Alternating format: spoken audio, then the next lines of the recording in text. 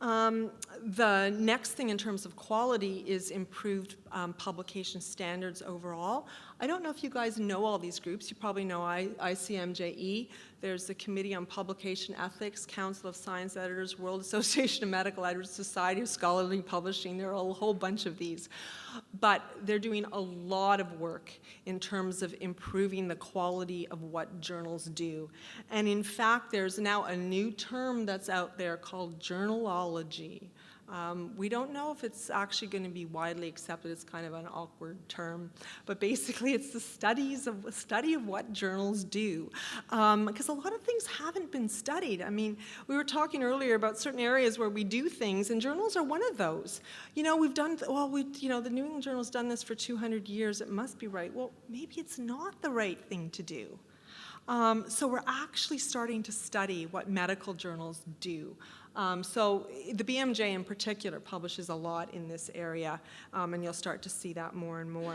So those are some aspects that we're dealing with in quality, in trying to address some of the issues. Reach is a big thing that journals are working on now. And by that I mean a global reach. I mean, obviously journals mostly are on the internet, but it's actually actively going for research in other countries. Huge growth area, of course, is China. And I don't know if any of you have looked into the quality and quantity of research that's coming out of China.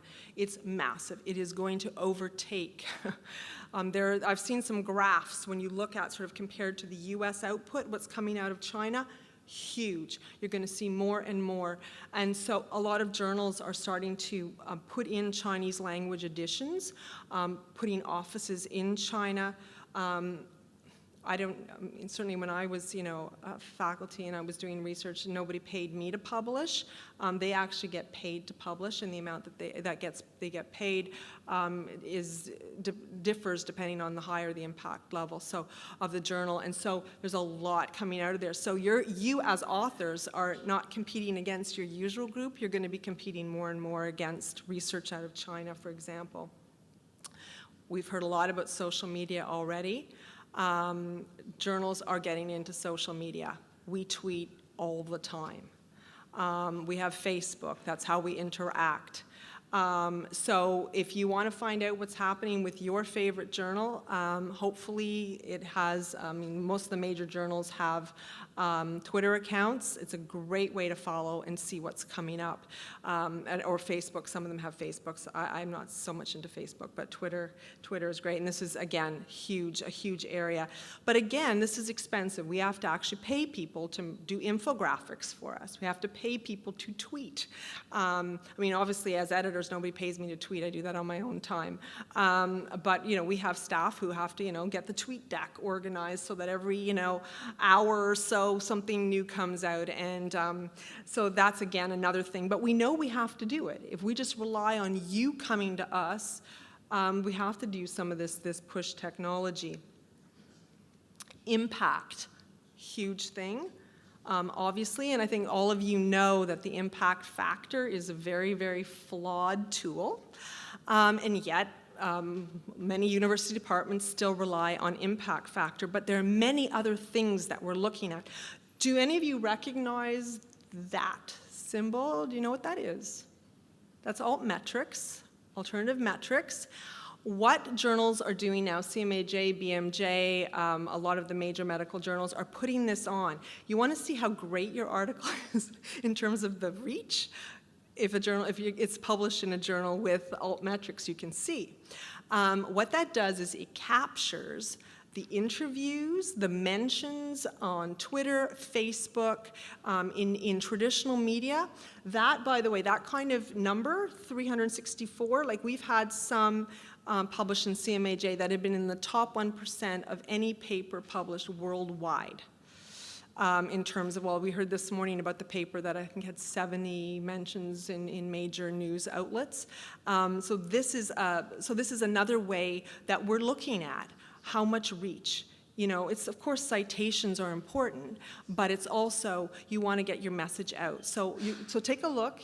And you can actually, if you go to altmetrics, if your paper is not, if you have a paper that's published in a journal that doesn't have altmetrics, you can go to altmetrics on the web. They have a little widget you can download, and you can have it, you can put your paper into it and figure out what your altmetrics score.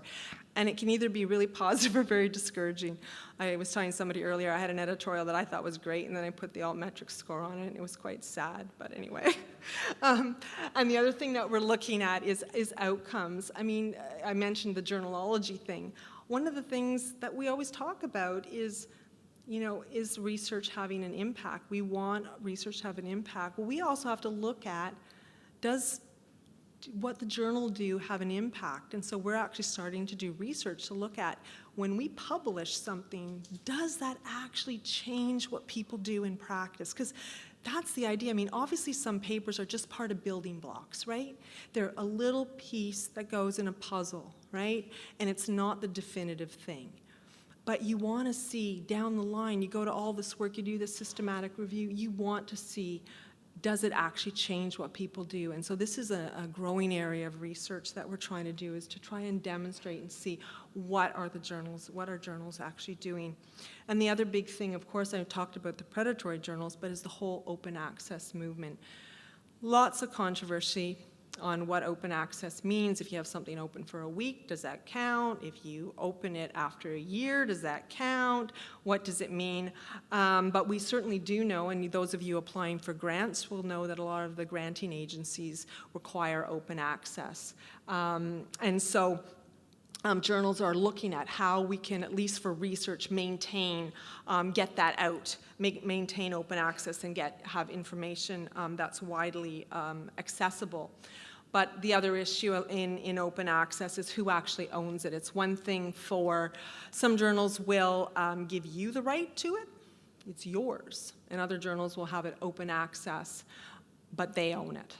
So one of the things that you need to look at, if it's important for you to own is the copyright to it, is to make sure that you understand very carefully when you're signing copyright agreements, or when you're looking at journals, to see, do I want to have the rights to this? Do I want to be able to print hundreds of copies and give them to my friends, or do I care about that? And this is going to seem really obvious, but journals are starting to realize they have to have a customer focus. And it should seem like, well, yeah, duh. But I think publication fees have been very helpful in this direction to help journals go, okay, people have lots of different outlets to read, get information. They have lots of different places to disseminate their information. Why should they do that through a medical journal? So as far as for you as a reader, you're going to see a lot more focus on content being relevant and provided in a readable form. So infographics, very hot right now, so there's a lot of infographic work being done.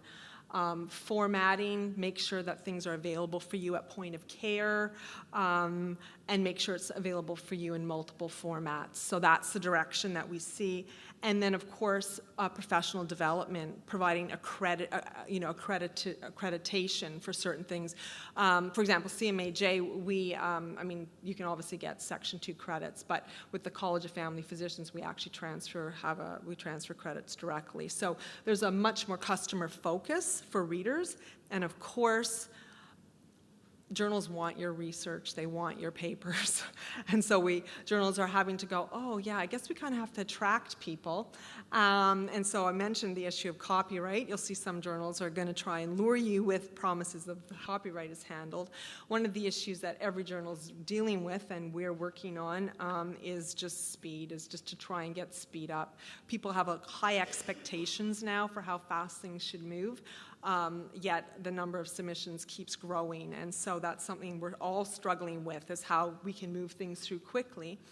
And then the concept of full service versus limited service journals. So for example, CMAJ is a full service journal, right? It's available in multiple formats. We use social media to get your stuff out. We use traditional media, to get your stuff out. You have very high level of editing. And those of you who've published with CMAJ, I think, can probably attest to the number of questions that you get from editors at the author proof stage, and you're like, it sounds so nitpicky, why are they asking me this? But that's what happens when you have professional editors. But then there are limited service journals, and if for you it's really, I just want to get my paper published somewhere, I don't care, then of course you could go for a very, very simple journal that literally will, some of them will practically post it unedited, some of them will do minimal editing, and that's really a choice that you need to make about what you want to do. It's just that journals now recognize people have, some people want sort of the full service and some people don't, and of course the price tends to differ in terms of publication. And the last thing I wanted to talk about, we talked about money issues at the beginning, but some of the things that are happening in terms of sustainability for journals. Some of these you've already seen. A lot of journals are putting in publication fees. And I know people go, well, you're not doing it in print, shouldn't it be free? Well, the print is actually just a smidgen of the cost. The cost is, if you came to the CMAJ offices, we're like a floor and a half of people. That it takes to put, because we have, three journalists, we've got all these deputy editors, associate editors, we have all the manuscript. I mean, it's very, and so that's why journals are charging publication fees. Paywalls have been instituted. In the past, you could go to kind of any journal, it was kind of open, you could get the information. Most journals have put paywalls in now. Again, not an issue if you're part of a university. You're usually getting your stuff through aggregators anyway. But this is an issue for physicians who are not in a university setting. Some of you will have experienced charges for open access. You want to have your paper in there, you want it open, you got to pay for that. The subscriptions, particularly looking at global, we've talked already about the reach into other countries. A lot of places journals are going for sponsorship besides the associations to try and get money. And of course, the last thing that we're starting to see is sales to commercial. We're seeing these groups getting bigger and bigger, your Elsevier's and these getting bigger and bigger. So these are some of the things that journals are doing in the area of sustainability. None of that seems like it's actually positive for the reader. But it's just the reality of what we're doing to try and keep journals going. So when I asked the question sort of at the beginning a little bit, well, what do you see for journals? Where are they going? These are some of the issues that we're trying to do to try and meet the changing world. Where do you come into this? Well, I would encourage you, I've talked to some of you already today, just in terms of CMAJ, is just to engage with, and I'll call it your journal. It's the largest journal in Canada. There are a variety of ways. We are friendly, very friendly to surgical research. We don't get a lot submitted. I'm head of the practice section in CMAJ. I'm very interested in surgical topics. Again, unless we commission, we don't get a lot in that area. So I really encourage you, if you have an idea for a practice, a clinical thing, you say, oh, I really wish people would know this about this, be in touch with me. I'd love to talk to you about some of the things that we can do. I know what sometimes happens is people will go for a very, very, very high impact journal, and if they don't get in, then they go right down to a very small subspecialty journal. If you want your paper read in Canada, we have the potential to change policy. Canadian policy has changed on the basis of things done in the journal. So I'd highly, recommend that you consider the CMAJ. And if you haven't reviewed for us, we're always looking for reviewers for orthopedic topics. So again, just to go back to the question, what does the future hold for the medical journal? I don't know. The world's changed so much in the last 15 years, I can't really predict. But what I can say is that we are doing what we can to meet the changing world, and we hope that you'll come along with us for the ride. Thank you.